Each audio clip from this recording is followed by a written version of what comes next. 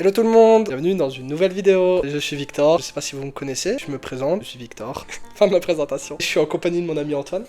Tu vas bien? Oui, ça va et toi? Ça va, super. On vient de sortir une vidéo sur Trapp. Trapp, qui était un film plutôt sympa, on a beaucoup apprécié, n'hésitez pas à aller voir la vidéo, on a plein de choses à dire dessus. Et là on se retrouve pour parler de Monte Cristo. Ouais, le Comte de Monte Cristo. Film avec notamment Pierre Ninet. Réalisé par Laporte.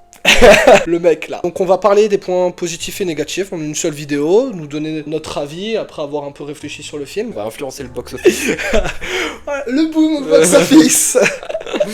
On va peut-être résumer Monte Cristo pour ceux qui n'ont pas lu le livre d'Alexandre Dumas. Moi je connaissais pas l'histoire, juste le nom, mais je connaissais pas l'histoire. De même, donc du coup j'ai appris à découvrir le film, toute l'histoire. Ça parle donc de l'histoire d'un homme sous Napoléon qui se fait piéger par un homme qui veut lui dérober sa femme. Il est emprisonné plusieurs années et l'idée c'est qu'il sorte de prison pour exprimer sa vengeance terrible. Ça bon, c'est rapide, c'est concis là. C'est ça, ouais. Let's go. Enfin la vidéo, ciao. Le livre date du 19e siècle. Mais c'est des codes qu'on a déjà revus maintes et maintes fois maintenant. Toujours aussi efficace, une histoire de vengeance, par amour. Avec un des premiers points positifs du film, je trouve que le décor, c'est bien retranscrit. Moi, je me suis senti immergé. J'ai trouvé ça, on va lâcher le mot, extraordinairement bien fait. Je dirais pas extraordinairement bien fait, mais c'est vrai qu'il n'y a pas ce côté on se sent limité dans les décors, on sent que ça manque de budget ou quoi. On est détendu au niveau de ça, il y a eu budget illimité. Beaucoup de décors différents. Ouais, tu vas dans les tu vas dans le château, tu vas dans la prison, tu vas dans les villes. Je trouve qu'il y a énormément de choses qui font que le film s'avance. J'ai pas l'impression qu'on se retrouve avec des décors cheap. J'ai vraiment que l'histoire avance en son temps et les décors suivent. C'est pas limité, ouais. Exactement. Je dirais pas extraordinaire, je dirais pas assez limité. Alors que moi, personnellement, quand j'avais vu la bande-annonce, j'étais en mode oula, c'est moche tout ça. Et au final, non, ça va. Même quand il y a des scènes de la scène d'ouverture du bateau dans l'eau avec le bateau qui prend feu, puis après qu'on arrive au port, etc. J'avais peur que ce soit français, effets spéciaux, machin. Au final, non, agréablement surpris et on se sent pas mal à l'aise face au monde dans lequel on plongeait. Donc ça, c'est vrai, plutôt sympa. Ouais, c'est pas extraordinaire. Pour un film français, peut-être extraordinaire, mais faut arrêter avec cet argument de film français. Exactement. Exactement, tout à fait, je suis entièrement d'accord. C'est ma chaîne. Donc, allez. En plus, très honnêtement, 1 à 2 semaines peut-être avant de voir le film, j'ai regardé le film Napoléon, qui du coup se passe à la même époque. Il y aura peut-être une vidéo sur ce film. Non, il n'y en aura pas, spoiler. Quand tu vois les deux films qui sont censés se passer à la même époque, non pas parler... Je t'arrête 2 secondes. T'es en train de dire que le Comte de Monte Cristo est mieux réalisé? Je le dis haut que et le fort. Napoléon de Ridley Scott. Ah ouais, vraiment, je le dis haut et fort. Mais on peut parler juste de Monte Cristo, tu vois. Après, moi, je déteste Napoléon, mais Napoléon, à César ce qui appartient à César. Donc la mise en scène, elle est plutôt contradictoire parce qu'on sent une limite certaines fois, à certains moments, genre des chants contre chants simples, des choses comme ça. Mais à la fois, on voit une ambition et on voit des plans qui sont plutôt magnifiques, mais ils sont trop rares pour se dire le film en lui-même est beau et bien mis en scène. Il y a des petites étincelles par-ci par-là. Par exemple, je pense à un plan où quand la meuf elle chante, elle fait du piano en même temps, quand on la découvre, il y a un plan large dessus. Voilà, c'est ça, il y a juste un plan, mais juste un seul où il est magnifique. Et par contre, après, quand on revient sur les deux qui regardent, sur les dialogues, sur la suite, ça redevient lambda entre guillemets, mais lambda dans les cadres. Tout ce qui est au niveau des couleurs, des lumières et tout, il y a une petite recherche quand même, mais ça retranscrit classiquement les films de cette époque-là. Je dirais pas au niveau de visuel, de l'étalonnage, je dirais pas que c'est lambda, mais on sent qu'il y a de l'ambition, mais il y a des fois où la mise en scène de côté juste pour raconter l'histoire, se concentrer sur l'intrigue. Aussi, notamment un autre plan où il y a une fête, je crois, et Monte Cristo, il est avec son ex du coup. Et à un moment, ils vont se balader tous les deux, il va la prendre à part, et c'est juste le moment avant qu'ils entrent dans la pièce à part, il y a un petit ralenti vu du dessus, plan un peu virevoltant et sympa. Ça pareil, c'était magnifique en sachant que les deux amoureux viennent de se retrouver. Ça c'était magnifique, mais encore une fois, il y en a pas suffisamment. Même pareil au niveau des scènes d'action et tout, on sent l'ambition, mais au niveau de l'application, de la réalisation, plutôt exigeant. Et je trouve que j'aime bien voir l'intérêt, l'intention qu'ont les mecs à faire ça, j'apprécie. Mais dans l'application, ça aurait pu être mieux, mais je vais pas cracher sur la mise en scène en sachant qu'il y a plein de trucs sympas. Faites mieux, voilà. C'est un encouragement. Fais un petit encouragement. Un encouragement. Si tu regardes la vidéo, voilà. C'est pas mal. Globalement, je partage ton avis. Bien que je pense que le fait que je regarde moins de films français et de par ce qu'on entend généralement, surtout sur les films peut-être plus historiques, j'ai eu l'impression qu'il y avait du bon travail globalement, donc j'ai plus envie de saluer. Je pense à certains plans dans la prison, parfois où on était immergé dans la situation, c'était une plutôt bonne mise en scène. Au niveau des costumes aussi, honnêtement. Oui, costumes, décors, tout ça, y a pas de souci. J'étais encore une fois agréablement surpris de voir la non-limite parce que je m'attendais vraiment à un film limité comme ils en font beaucoup. Je vous avoue, moi personnellement, voilà, Egriman qui rentre en action. Lorsque j'ai appris qu'un film Monte Cristo sortait, j'ai encore eu l'impression qu'on ressassait un sujet qui avait maintes et maintes fois été adapté. Je pense notamment à la série avec Gérard Depardieu, il me semble. Le D-Word. Et tel que Les Trois Mousquetaires, un énième sujet. Et du coup, j'étais pas forcément emballé parce que j'ai tendance, je sais pas, à mettre en avant des créations originales plus que d'énièmes adaptations, que ce soit de livres, de remakes. Ça m'énervait qu'un acteur comme Pierre Ninet, qui est maintenant, je pense, l'un des top 3, peut-être, acteur français, du moins en termes de reachability, se retrouve dans un projet comme celui-ci. J'aurais aimé peut-être le voir de prime abord alors dans un projet qui me semblait peut-être plus ambitieux. Mais force est de constater que le film est ambitieux et ça fonctionne, et que Pierre Ninet joue bien dedans. On parlait du coup rapidement des acteurs, notamment Pierre Ninet joue plutôt bien, même si c'est pas le seul. Ouais, ça joue plutôt bien globalement. Après, il y avait ce gros côté dialogue d'époque où c'est un peu décalé par rapport au reste du film, genre on sent vraiment qu'il récite les dialogues qu'il y a dans le livre, j'imagine, et on sent un décalage entre les émotions quand il parle et il joue, etc. J'ai trouvé ça à la fois un peu dérangeant et à la fois faut s'habituer et à parler genre c'est en mode frérot, soit normal, mais en même temps obligé de suivre les dialogues comme ça, mais je sais pas, dans le ton, dans la diction, ça aurait pu être un peu différent pour être plus adapté à nos jours, je sais pas, c'est un peu dérangé, mais bon, je me suis habitué. Tu veux réagir sur les dialogues? Vas-y. Sur ma vidéo aussi peut-être. Je partage ton avis, mais en même temps je pense qu'il y a deux écoles, ça reste une adaptation, est-ce qu'elle se doit d'être fidèle? Les dialogues sont bons, avec énormément de poésie, moi je pense notamment aux déclarations d'amour, aux déclarations de guerre, des textes qui sont waouh, tu vois les acteurs réciter ça, c'est magnifique. Il y a énormément de phrases où je tombe amoureux des personnages qui la citent. J'aurais aimé que déclare mon amour comme c'est dit dans le film, qu'on me déclare la haine comme c'est dit dans le film. Et globalement, je partage aussi ton avis où, vu qu'on est dans une époque qui est totalement différente, moi j'avais cette impression-là d'être comme au théâtre avec des textes qui proviennent du livre, mais en même temps qui nous sortent du contexte en lui-même, parce que c'est des phrases probablement tirées du vieux français, mais en même temps, il y a une fidélité par rapport à l'œuvre originale et j'aime qu'on respecte l'œuvre qu'on adapte. C'est vrai que des fois, il y a ce côté un peu gnangnan dans les dialogues, dans certaines phrases, mais c'est vrai qu'il y a aussi ce côté où des fois ça fonctionne bien et c'est pas gênant, on fait des catchphrases vraiment vraiment sympas, comme tu dis, les déclarations d'amour, et ça passe bien, c'est vrai, dans le film, ça fait pas en mode c'est bon, arrête de faire ta drama queen. Pour en venir aux bases, les acteurs jouent plutôt bien. Pierre Ninet, je pensais pas qu'il allait jouer comme ça, je m'attendais à un Pierre Ninet un peu plus classique, donc il montre un peu une palette différente, il est plus calme, plus discret, plus réservé. C'est vrai que j'étais aussi surpris de ça parce que je m'attendais juste à Pierre Ninet. Plus tu l'avais vu récemment dans un film le livre des solutions, dans le livre des solutions, c'est vrai qu'il fait un peu plus ce Pierre Ninet, et du coup là le voir un peu jouer différemment, un registre totalement différent. Je dis pas qu'il mérite une récompense ou quoi, mais c'est vrai que ça fait plaisir à voir qu'il puisse changer de registre, voilà. Et après au niveau des autres acteurs, c'est sympa aussi, le cousin de sa femme, le méchant principal, le borgne. Je trouve non, lui ça va pas. Je vois ce qu'il veut transmettre, mais je trouve ça va pas. Lui, je trouvais justement qu'il a été très théâtralisé. J'ai eu cette impression qu'à chaque fois qu'il parlait, c'était vraiment un dialogue tiré du livre, et du coup très souvent ça marchait peut-être un peu. C'est surtout dans le dialogue que ça marche pas. Après dans son jeu de regard, de mouvement, là ça passe bien. Mais ça va un peu en contradiction aussi avec le prisonnier, où là j'ai trouvé vraiment super sincère, une sincérité assez profonde, où ça marche bien, on sent vraiment pas d'acting là-dedans, on dirait vraiment un vrai prisonnier et tout. J'ai vraiment beaucoup apprécié le passage dans la prison avec le prisonnier, et du coup c'est vrai que ça fait un décalage, tu vois le jeu du prisonnier, tu vois le jeu du zinc, pas partie du même film, mais vu qu'ils sont pas des moments au même endroit, ça passe, la pilule passe mieux, et voilà, il y a un bon jeu d'acteur, et oui, moi SO prisonnier, voilà. Au prisonnier, on pense à toi mon gars. C'est une adaptation qui est plutôt bien réussie, avec énormément de critiques élogieuses dans la nôtre, parce que pour le moment c'est assez élogieux. Le rythme en lui-même était plutôt bon pour un film qui dure 3 heures. Donc on va parler de l'histoire et du rythme. Moi je veux rentrer dans le rythme parce que pour moi c'est quand même quelque chose qui peut rebuter les gens. 3 heures, un film, beaucoup de personnes peuvent se dire oula, jamais de la vie je vais voir Pierre Ninet pendant 3 heures. Mais honnêtement, pour moi les 3 heures sont passées très rapidement.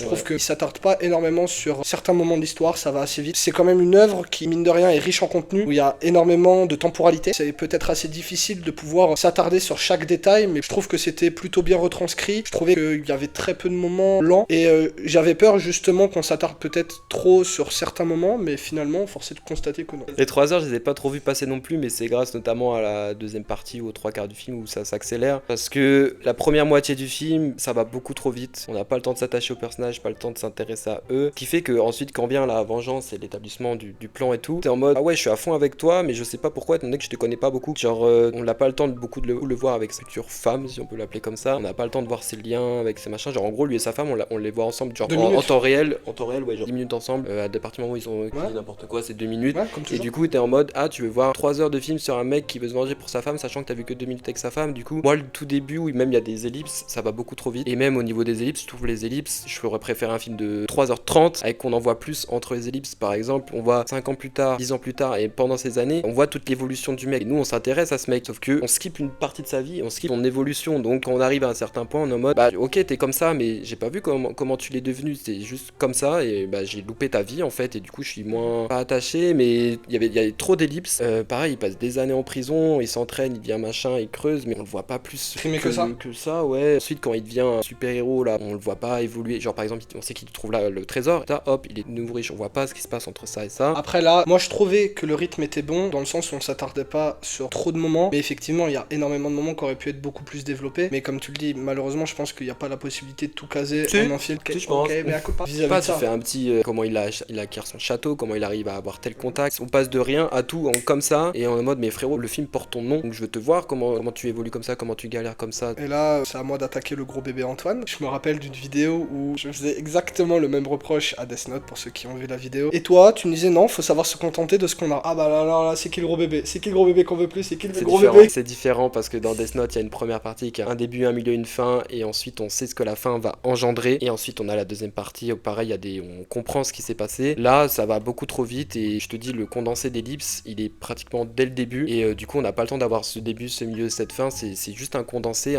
beaucoup trop rapide, et encore une fois, on skip l'évolution de personnage. On le voit, et à un moment, il est choqué d'avoir 26 ans, alors qu'on l'avait quitté, il avait 22. Il nous en fallait plus pour que ce soit être attaché au personnage, comprendre la condition. Donc la vengeance, en fait, elle est plus de force et d'impact, voilà, c'est ça. Un point négatif, le premier que moi je vais aborder, c'est, on va dire, l'évolution des personnages à travers le temps et le rendu à l'écran. Ça va être ma première recommandation en plus de ce film. J'ai notamment beaucoup pensé à la série Dark, qui est réellement disponible sur Netflix, super série, je vous recommande, où on peut voir là aussi une série avec différentes temporalités. Et là, en l'occurrence, c'est un peu le cas dans le Comte de Monte Cristo, sans aborder une partie spoiler. On voit, comme tu l'as déjà dit précédemment, un Monte Cristo jeune et qui, au fur et à mesure du temps, vieillit. Et j'ai trouvé qu'à l'écran, que ce soit pour Monte Cristo, mais surtout pour tous les autres personnages, j'ai vraiment pas trouvé ça très bien fait, honnêtement. Ah ouais, moi, j'ai trouvé ça, honnêtement, pas très bien fait. Et au-delà même, ça m'a sorti du film. Ouais, carrément. Quand je voyais l'ex-femme de Monte Cristo, je me disais, mais... Elle a pas changé. Tu l'as vu où le film? Tu l'as vu au Je l'ai à 4K, ouais, je l'ai vu à 4K, mon gars. Je suis pas d'accord parce que tu parlais de plusieurs personnages concernant la femme. Au niveau du maquillage, moi je me suis dit c'est convaincant, c'est plus au niveau de sa voix où je me suis dit elle a toujours cette voix de jeune fille comme on voit au début du film. Et juste au niveau de la voix, j'étais en mode ah, ça fait un décalage. Par contre, au niveau du maquillage, quand elle avait la vingtaine et que j'étais en mode me dit elle a la vingtaine, ça passait. Et quand là je me disais elle a la quarantaine, ça passait aussi. Tu vois, là où moi, pas du tout. J'ai eu l'impression qu'elle avait 26 ans dans les deux cas. Ah ouais, pourtant elle a des cernes en plus. En plus, le maquillage est super bien fait, tu vois, ça a des vieillissements vraiment bien. Ah, mais c'est un. Alors. Pareil, Pierre le petit merdeux de dire ça, hein. Encore une fois, on est peut-être. Je suis pas capable de faire ce qu'ils font, mais voilà, c'est un ressenti. Je sais pas, moi je trouvais le maquillage bien fait. Pareil, Pierre Ninet, quand je me dis il a 20 ans, et là, la quarantaine, je trouvais ok. Par contre, c'est plus pour deux personnages. Bah, en fait, tout est ok pour moi, par deux personnages. Celui de Laurent Lafitte, là, le. Ah ouais, lui, il change pas d'un. Lui, il change pas d'un iota. Oui, là, je peux me permettre. Oui, lui ne change pas d'un iota. Et le prisonnier, il est déjà vieux, 20 ans en arrière, il est déjà super vieux, et 20 ans plus tard, juste avant sa mort, il est toujours aussi vieux, mais il a pas plus vieilli que ça. J'ai envie de parler du prisonnier. C'est une vidéo de prisonnier, là. Bien, prisonnier. Bah, à part ces deux personnages, justement, j'ai trouvé ça. Et la voix de la femme, j'ai trouvé ça super convaincant, super bien. Ah ouais, genre, et en plus, c'est même pas montré en mode regardez, on fait trop bien le vieillissement, juste c'est naturel, et je me suis dit, ah ouais, sympa. Ok, dites-moi ce que vous en pensez vis-à-vis de ça. On va terminer par l'histoire. On va être assez court. C'est une œuvre qui date quand même de plusieurs siècles. Ça fait trop merdeux. J'ai trop à dire, hein. Encore une fois, oui, mais ça fait trop merdeux de critiquer une histoire qui a plus de 200 ans. Ça a sûrement été une inspiration pour énormément d'œuvres. C'était sûrement précurseur au moment où c'est sorti. Ça vieillit pas tant que ça pour un non, moi, de 200 ans. Je trouve ça fourni comme histoire. C'est pas juste une vengeance simple. Et quand il se venge, il fait des petits plans par-ci par-là. Genre par exemple, faire croire que les bateaux ont été volés, ça baisse en bourse. Et du coup, il y a cette histoire de rachat et ensuite de dépendance financière par rapport à lui. Tu vois, voilà, il y a tout ce petit schmilblick économique qui est vraiment sympa. La scène où il fait croire que la maison qu'il vient d'acquérir est hantée, où ils vont chercher le coffre et tout machin, juste pour lui mettre une pression psychologique et tout par rapport au bébé. Et tout. Bien sûr. Ça, j'ai trouvé ça super aussi. J'étais en mode on se coupe un peu du reste du film juste pour se focaliser sur cette nouveau genre. scène, on avait l'impression que c'était un nouveau genre. Ouais, plus de tension que dans Trap, si je puis me permettre. Oui. Regardez la dernière vidéo. Non, c'est une histoire de vengeance plutôt bien fournie. Histoire convaincante. Globalement, il y a très peu de points négatifs à aborder, mis à part pour moi le plan en lui-même, qui pour moi est honnêtement tiré par les cheveux. Je trouve globalement que le plan a des défauts par milliers et comme quoi heureusement, comme quoi, non mais heureusement il s'en sort alors que l'histoire elle aurait très bien pu s'arrêter à chérie, tu trouves pas qu'il ressemble à Pierre Ninet le gars là? Ouais, c'est bizarre qu'il ressemble à Pierre Ninet le mec, tu sais là, le mec que t'as niqué la vie là. Faudrait peut-être qu'on se renseigne. Oui, c'est vrai que bon. En 2 secondes le plan. Il met un masque, il ne le masque pas beaucoup. Pas beaucoup. Ça m'a aussi peut-être un peu dérangé parce que la femme qui reconnaît Pierre Ninet en quelques secondes, qui attend 1 heure de film avant de lui révéler qu'elle l'a su, ça ne me surprend pas, je trouve ça même beau d'un côté, mais évidemment qu'elle l'a reconnu, tout le monde t'a reconnu mon gars. Après il y a un côté beau où c'est juste, il y a que sa femme, que son amour qui l'a retrouvé, qui l'a reconnu. Et je trouve ça beau qu'elle ne lui ait pas dit tout de suite, elle se mentait en elle-même et elle essayait de trouver les signes. Ça on peut y croire, la moustache, le temps qui passe, le masque qui modifie un petit peu, c'est vrai. Je vois ce que tu veux dire, je suis plutôt d'accord, mais dire ok.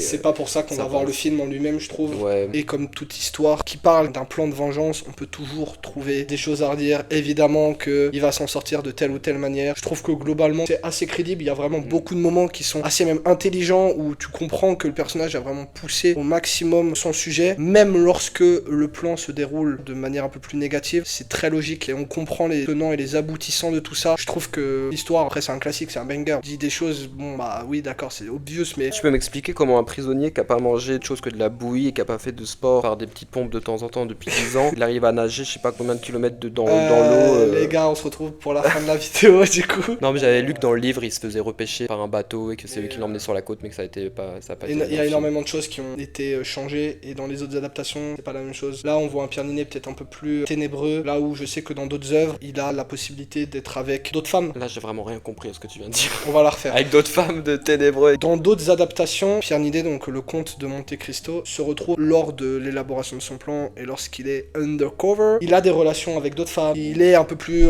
jovial, il a un côté où il cache un peu mieux son jeu, là où dans ce film, ils ont pris le parti pris de rendre Pierre Ninet ténébreux, plus sombre, Dark Sasuke, tu vois. Qu'est-ce que tu veux dire par rapport à ça? Et du coup, je trouve que il y a des prises de position du réalisateur. T'as parlé de Pierre Ninet qui n'a pas été repêché dans la mer. Pour moi, c'est des détails. Bah justement, il a été dans le livre mais pas dans le film, du coup ça fait une petite incohérence. Faux raccord, Michel, faux raccord. On enchaîne sur la note. On fait une note à chaque fois maintenant. Bah ouais, on fait une petite note. Les petits merdeux qui notons Alexandre Dumas, c'est nous.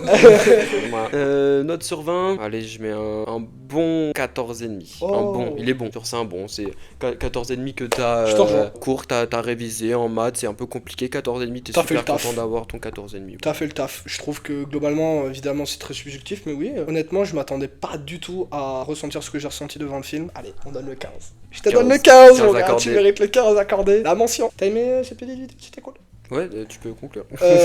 Merci à vous. Dites-moi ce que vous en pensez, si vous avez aimé. Voilà, on est des novices dans ce qu'on dit, mais on prend beaucoup de plaisir à le faire. Si vous êtes encore là, mais vous êtes les bestes en fait. Putain, t'es encore là et tu regardes ça, mais t'es juste le boss en fait. Incroyable. Merci beaucoup, je vous embrasse très fort. Gros bisous la famille. Ciao. Ciao.